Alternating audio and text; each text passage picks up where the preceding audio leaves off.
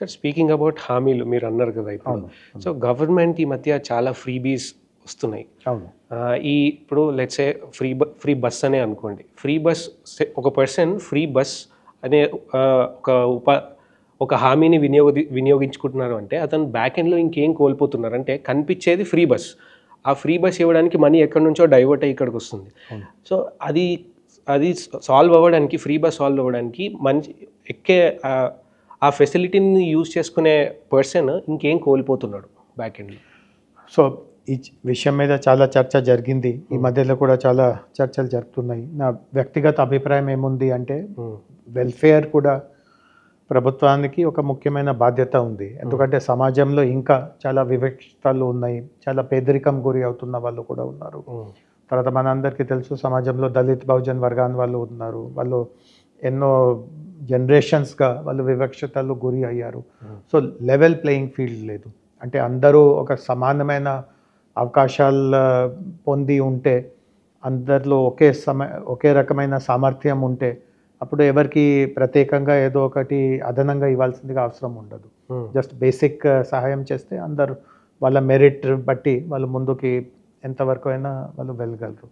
కానీ మన సమాజంలో అండ్ ఈవెన్ డెవలప్డ్ కంట్రీస్లో, యుఎస్కి మనము వెళ్ళినా, యూరోప్కి వెళ్ళినా అక్కడ కూడా పేదవాళ్ళు ఉన్నారు, హోమ్లెస్ ఉన్నారు, బ్లాక్స్ ఉన్నారు, డిప్రైవ్డ్ వాళ్ళు ఉన్నారు. సో ప్రభుత్వకి కొంత బాధ్యత ఉంటుంది అట్లాంటి వాళ్ళ పట్ల. కొంత అయినా అంటే మిగతా వాళ్ళకంటే ఎక్కువ డబ్బులు ఖర్చు చేయడం, వాళ్ళ కోసం కొన్ని ప్రత్యేకమైన ప్రోగ్రామ్స్ చేయడం, ఇది అవసరం ఉంటుంది సాధారణంగా. సో ఫ్రీబీస్గా అట్లా మనము చూడవద్దు. సో ఇప్పుడు ఉదాహరణకి ఫ్రీ బస్సెస్ ఉన్నాయి.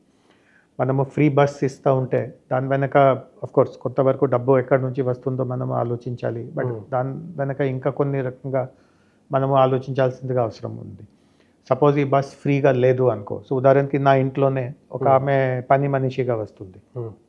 మా ఇంట్లో ఉదయం వచ్చి మొత్తం దినానికి వంట చేసి ఒక 2-3 అవర్స్ ఉండి పని చేసి ఆమె వెళ్ళిపోతుంది. ఆమె బస్లోనే వస్తున్నట్టుగా నాకు అవగాహన ఉంది. సో ఈ ఫ్రీ బస్ లేని అప్పుడు ఆమె రోజుకి బస్ టికెట్ కొనేది. అంటే నాకు తెలియదు ఎక్కడి నుంచి వస్తుందో, ఎంత పే చేస్తుందో. బట్ అనుకోండి రోజుకి ఒక 100 రూపాయలైనా ఆమె ఖర్చు చేసేది. నెలకి 3,000 రూపాయలు ఆమె ఖర్చు చేసేది. మేము కొంత శాలరీ ఇస్తాము, బట్ 3,000 ఎట్లయినా ఆమెకి ఖర్చు అయ్యేది. ఆమె అంత రిచ్ ఫ్యామిలీ నుంచి కాదు. మా ఇంటికి వచ్చి వంట మనిషిగా పని చేయడం అంటే దాని అర్థమే ఆమె చాలా ఏదో సమృద్ధి ఉన్న కుటుంబానికి చెందిన ఆవిడ కాదు. సో 3,000 ఖర్చు కూడా ఆమెకి ఒక రకంగా చూస్తే ఒక భారమే. బట్ సపోజ్ ఇది రేపు ఆమెకి ఏం బస్కి ఏం టికెటే అవసరం లేదు, ఫ్రీగా రావచ్చు. సో 3,000 ఆమె చేతిలో ఇన్కమ్ పెరుగుతుంది కదా.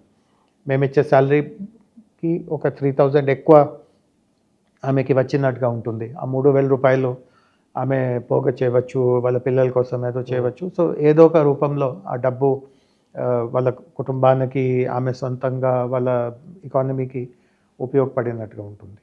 సో ఇది ఒక విషయం. రెండవది ఆ ఫ్రీ బస్. సపోజ్ జూబ్లీ హిల్స్లో చాలా ఒక పెద్ద బంగ్లోలో ఒక చాలా రిచ్ ఫ్యామిలీ ఉంటుంది. వాళ్ళు ఎప్పుడో ఫ్రీ బస్ ఎక్కరు కదా. వాళ్ళకి కార్స్ ఉంటాయి, వాళ్ళకి ఒకటే కాదు 10 కార్స్ ఉంటాయి. బస్లో వాళ్ళ జీవితంలో కూడా, వాళ్ళ జనరేషన్స్గా కూడా వాళ్ళు ఎప్పుడో బస్ ఎక్కి ఉండరు. సో ఈరోజు ఫ్రీగా మీకు బస్ ఇస్తున్నాము అట్లా మనము 100 సార్లు చెప్పినా వాళ్ళు ఎప్పుడో బస్ ఎక్కరు. సో దీంట్లో కొంత సెల్ఫ్ సెలెక్షన్ ఉంటుంది. అంటే ఎవరికి అర్హత ఉందో కార్లో ప్రయాణం చేయడానికి, ఇంకొక రకంగా ప్రయాణం చేయడానికి, వాళ్ళు ఎప్పుడో బస్ ఎక్కరు. సో సెల్ఫ్ సెలెక్షన్ ఉంది. ఇట్లాంటి పథకాలు మనము అక్కడ బస్ డోర్ దగ్గర మీరు పేదవాళ్ళు కాదా అట్లా విచారించాల్సిందిగా కూడా అవసరం లేదు. వచ్చిన ప్రతి ఒక్కరే అట్లాంటి వర్గానికి చెందిన వాళ్ళు ఉంటారు. సో ఇట్లాంటి కార్యక్రమం ద్వారా అంటే మనము ఒక వర్గానికి కొంత ఇన్కమ్ పెంచుతున్నట్టుగా ఉన్నాము. ఎందుకంటే వాళ్ళ ఖర్చులు మనము తగ్గిస్తాం. సో అండ్ గవర్నమెంట్కి ఆఫ్కోర్స్ రకరకాలుగా రెవెన్యూస్ వస్తాయి, ట్యాక్సెస్ ఉంటాయి, మనము బారోయింగ్స్గా డబ్బు సమకూర్చుకుంటాము. సో దాంట్లో ఎంత భాగం మనము ఇట్లాంటి లేని వాళ్ళ కోసం ఖర్చు పెడతా ఉంటే దాంట్లో అన్యాయం ఏం లేదు, అట్లా నా వ్యక్తిగత అభిప్రాయం. బట్ టార్గెటింగ్ కరెక్ట్గా ఉండాలి. కొన్ని దాంట్లో సెల్ఫ్ సెలెక్షన్స్ ఉంటాయి. మీరు పెద్ద దానికోసం ఒక వ్యవస్థ పెట్టి మనిషి మీద నిఘా పెట్టాల్సిందిగా అవసరం లేదు. అంటే వచ్చి వినియోగించుకుంటున్న వాళ్ళు సాధారణంగా ఆ వర్గానికే ఉంటారు. ఉదాహరణకి ఇంకొక పథకం ఒక సుమారు 20 సంవత్సరాల క్రితం కేంద్ర ప్రభుత్వం ప్రవేశపెట్టింది, ఉపాధి హామీ పథకం. అంటే మీరు ఈ వ్యవసాయం లేని సమయంలో కూడా మీకు ఏదైనా ఆదాయం సమస్య ఉంటే ప్రభుత్వం కొన్ని పని కల్పిస్తుంది, అంటే కూలీ పని, మట్టి పని ఇట్లాంటివి. సో ఎవరు ఆ పనికి వస్తారో వాళ్ళ గురించి మనము ఫర్దర్ ఏం విచారించాల్సిందిగా అవసరం లేదు. అంటే ఒక ధనిక కుటుంబానికి చెందిన వ్యక్తి ఎక్కడో వెళ్ళి మట్టి పని చేయరు కదా, కూలీ పని చేయరు కదా. సో ఇట్లాంటివి కూడా ఉంటాయి. సో టార్గెటింగ్ మంచిగా ఉండాలి. కొన్ని ప్రోగ్రామ్స్లో నేను ఇచ్చిన ఉదాహరణలో సెల్ఫ్ సెలెక్షన్ ఉంటుంది. ఆటోమేటిక్గా వినియోగించే వాళ్ళు ఆ కరెక్ట్ వర్గానికి చెందిన వాళ్ళు ఉంటారు. కొన్నింట్లో మనము కొంత పద్ధతి పెట్టాలి. ఉదాహరణకి మనము రేషన్ కార్డ్స్ ఇస్తున్నాము, సో ఎవరికి అర్హత ఉందో వాళ్ళకే ఇవ్వాలి. పేదవాళ్ళకి ఇల్లు ఇస్తున్నాము, సో ఎవరు నిజంగా పేదవాళ్ళు ఉన్నారో వాళ్ళకే మనం ఇల్లు ఇవ్వాలి. సో టార్గెటింగ్లో పకడ్బందీ ఉంటే అండ్ దాంట్లో టెక్నాలజీ చాలా ఉపయోగపడుతుంది.